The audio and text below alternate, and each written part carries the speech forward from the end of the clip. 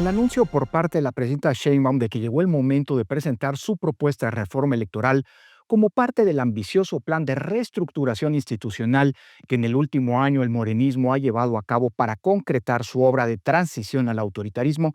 llevó al Instituto de Estudios para la Transición a la Democracia, organización de la que formo parte desde hace décadas, a emitir un pronunciamiento sobre cuáles deberían ser los ejes que tendrían que orientar esa reforma para mantener el carácter democrático de nuestro sistema electoral.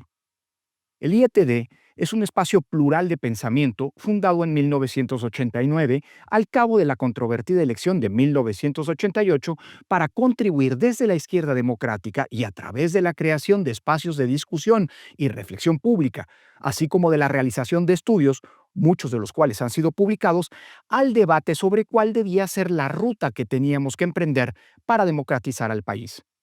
Desde el instituto, sus integrantes hemos participado sistemáticamente tanto en las discusiones como en el análisis de las reformas electorales que se han producido desde los años 90, por un lado, y también a la reflexión crítica en torno a las decisiones y a las políticas que los gobiernos de diversas orientaciones ideológicas han adoptado en las últimas 3 décadas, por el otro.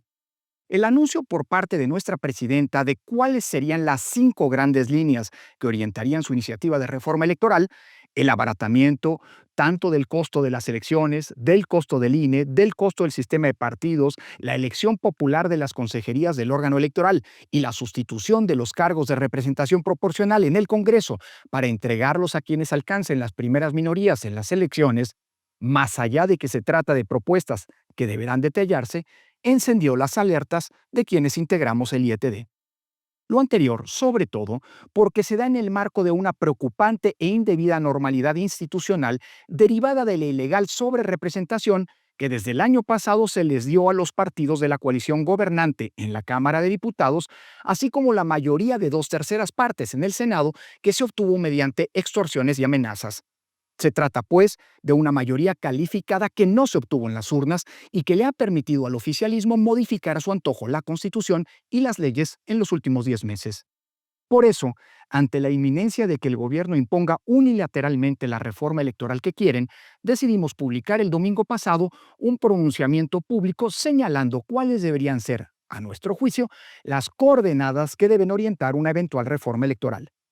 En primer lugar, subrayamos la necesidad de que, como ha venido ocurriendo desde hace 30 años, la reforma sea el resultado de un amplio e incluyente consenso político. Las normas electorales establecen las reglas del juego democrático de una sociedad y, por lo tanto, debe haber una coincidencia de todos los actores políticos a someterse a ellas y ajustar su actuación a las mismas. Eso solo es posible si las normas son aceptadas por todos los contendientes, y eso solo puede lograrse si en su confección son escuchadas todas las voces y mediante una lógica incluyente todas las preocupaciones son atendidas. No hacerlo puede ser una peligrosa fuente de problemas para la credibilidad de las elecciones, para la legitimidad de los gobiernos electos y para la estabilidad política del país. Es decir, precisamente a los vencedores en los comicios es a quienes más les conviene que no exista una polémica ni una inconformidad con las reglas que rigen las elecciones mismas, aunque a veces eso no alcance a entenderse. En segundo lugar, reivindicamos la necesidad de que nuestro intenso pluralismo político pueda reflejarse del mejor modo posible en los órganos legislativos federales y locales. Uno de los ejes de la transición a la democracia fue que todas las fuerzas políticas relevantes estuvieran representadas en la medida de su peso político electoral. Esa, debe subrayarse, fue una de las demandas históricas de la izquierda democrática. La proporcionalidad de la representación respecto de los votos recibidos por cada partido político es una de las condiciones de las que depende la calidad de una democracia. Por eso, planteamos la pertinencia de que la mitad de las diputaciones sean electas mediante el sistema de representación proporcional, pasando de las 200 que actualmente se eligen a 250 del total de las 500 curules en la Cámara de Diputados, dejando que el resto, las otras 250, sean electas mediante el sistema de mayoría relativa en un número equivalente de distritos electorales.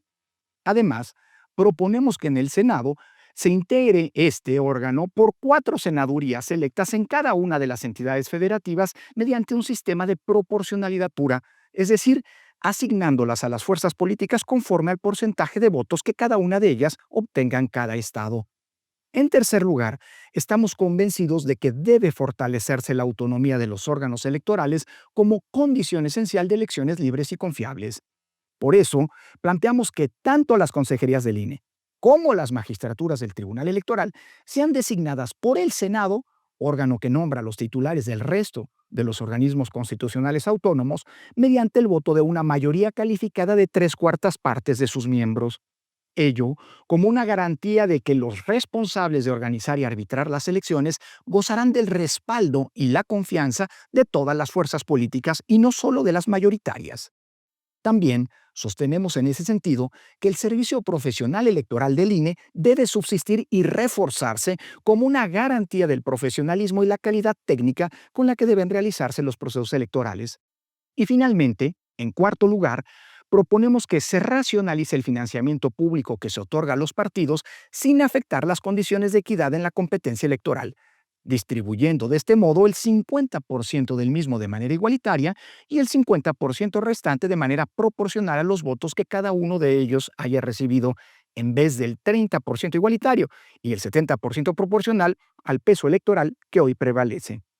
Es probable que, como ha venido ocurriendo con la reforma judicial, con la desaparición de los órganos autónomos que le eran incómodos al gobierno, con la expansión de la prisión preventiva oficiosa, con la militarización de la seguridad pública, entre muchos otros cambios, el oficialismo nuevamente haga oídos sordos a propuestas como las anteriores y que al final impongan una vez más lo que se les antoja.